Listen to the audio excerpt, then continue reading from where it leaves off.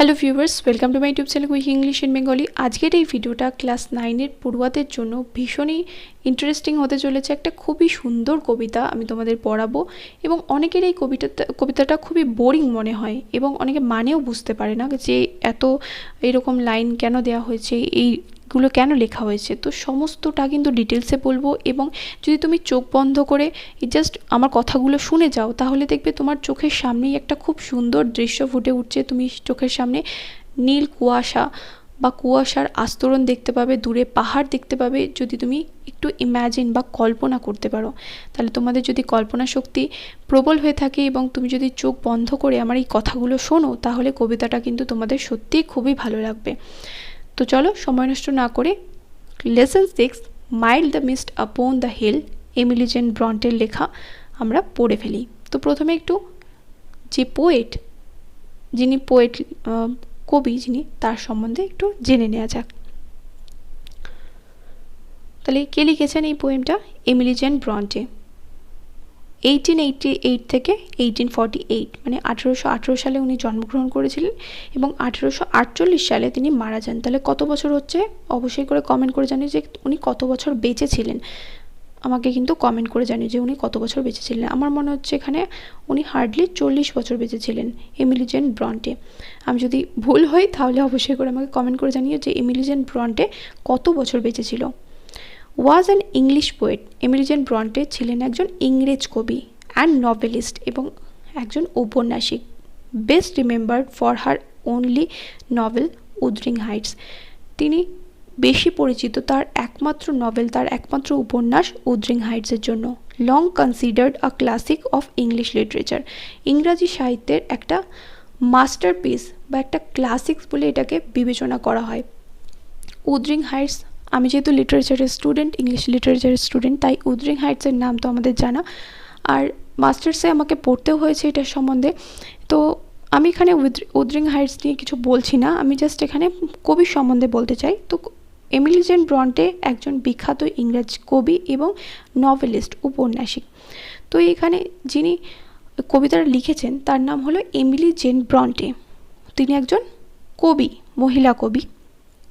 তো উনি কেন এই কবিতাটা লিখছেন সেটা কিন্তু জানার জন্য কিন্তু ভিডিওটাকে পুরোটা দেখো। আর এই কবিতাটা তোমাদের এবার আমি বলবো যে তোমরা চোখটা বন্ধ করে এবার শোনো, তাহলে যে জিনিসগুলো তোমরা চোখের সামনে দেখবে যে ফুটে উঠছে তোমাদের। In this poem, এই কবিতাতে the blue mist that surrounds the distant mountains reminds the poet of the happy days of youth and childhood that she has left behind.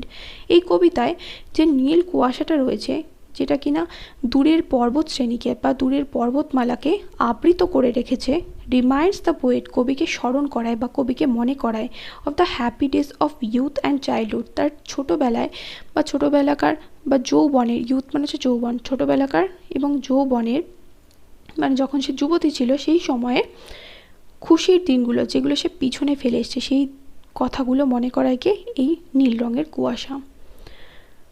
As she describes the landscape, যখন সে ভূমিরূপের বর্ণনা করে বা ভূমিরূপের বর্ণনা দেয়, she shifts from the present moment to the past, তিনি কি করেন, বর্তমান থেকে অতীতে চলে যান, বর্তমান থেকে অতীতে গিয়ে অতীতের কথা বলতে থাকেন। And then to present again, এবং তারপর আবার তিনি বর্তমানে ফিরে আসেন। তো চলো এবার পোয়েমটা শুরু করি। Mild the mist upon the hill, telling not of storms tomorrow. No, the day has wept its fill, spent its store of silent sorrow. তো এখানে প্রথমে এখানে কটা স্ট্যান্জা রয়েছে? একটা, দুটো, তিনটে আর চারটে মাত্র স্ট্যান্জা রয়েছে। তো প্রত্যেকটা স্ট্যান্জাতে চারটে করে লাইন রয়েছে। Mild the mist upon the hill. Mild কথাটা বলি না, যে মাইল্ড কথাটা আমরা সোপের ক্ষেত্রে, সাবানের ক্ষেত্রে খুব ব্যবহার করি, যে এটা খুব একটা মাইল্ড সাবান বা মাইল্ড সোপ, যেটা আমাদের স্কিনের জন্য খুবই ভালো। মাইল্ড মানে কি? মোলায়েম বা নরম। Mild the mist upon the hill, পাহাড়ের উপরে শান্ত বা মোলায়েম বা নরম কুয়াশা। Telling not of storms tomorrow, আগামীকাল যে ঝড় হবে না সেটার পূর্বাভাস জানায়।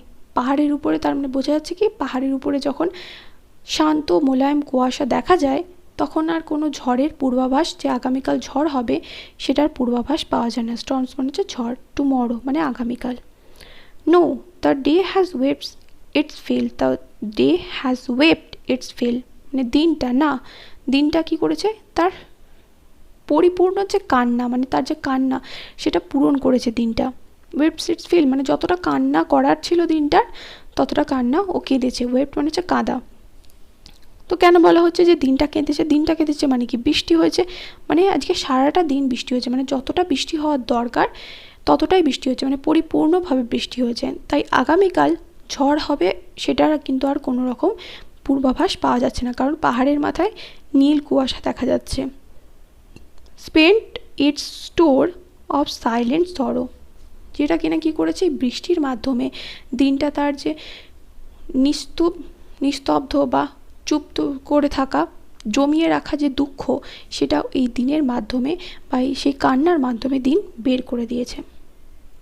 Spend it's store of silent সরো, তার জমিয়ে রাখা দুঃখ, ব্যথা, বেদনা দিনটা কি করেছে, বের করে দিয়েছে। যেরকম আমরা ধরো আমাদের বাড়িতে কারোর ধরো মৃত্যু হলো বা কেউ মারা গেল, আমাদের প্রিয়জনরা মারা গেলে অনেকে কি করে, শকে চলে আসে যে সে মানে এতটাই আঘাত পেয়েছে যে প্রিয়জনের মৃত্যুতে সে কিছু বলছে না, কাঁদছে না, তখন তাকে কি করা হয়, কাঁদানো হয়, যাতে ওর মনের যে দুঃখটা সেটা যাতে ওর সাথে বয়ে যায়। কিন্তু দুঃখ তো কমে না, যে ফিলিংসটা, যে হঠাৎ করে যে শক লাগলো, আঘাতটা লাগলো, সেটা যাতে বয়ে যায়।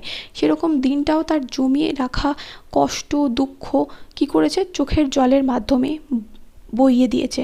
বা দিনটা সারাদিন বৃষ্টি হয়ে কি করেছে, পরের দিনের যে বৃষ্টি বা ঝড় হওয়ার সম্ভাবনা সেটাকে কমিয়ে দিয়েছে, মানে পরের দিন আর ঝড় হওয়ার কোনো রকম কোনো সম্ভাবনা নেই। Oh I am gone back to the days of youth, এবার কবি চলে গেছে পাস্টে, এতক্ষণ ছিল প্রেজেন্টে। পাহাড়ের উপরে শান্ত কুয়াশা, মোলায়েম কুয়াশা দেখা যাচ্ছিল।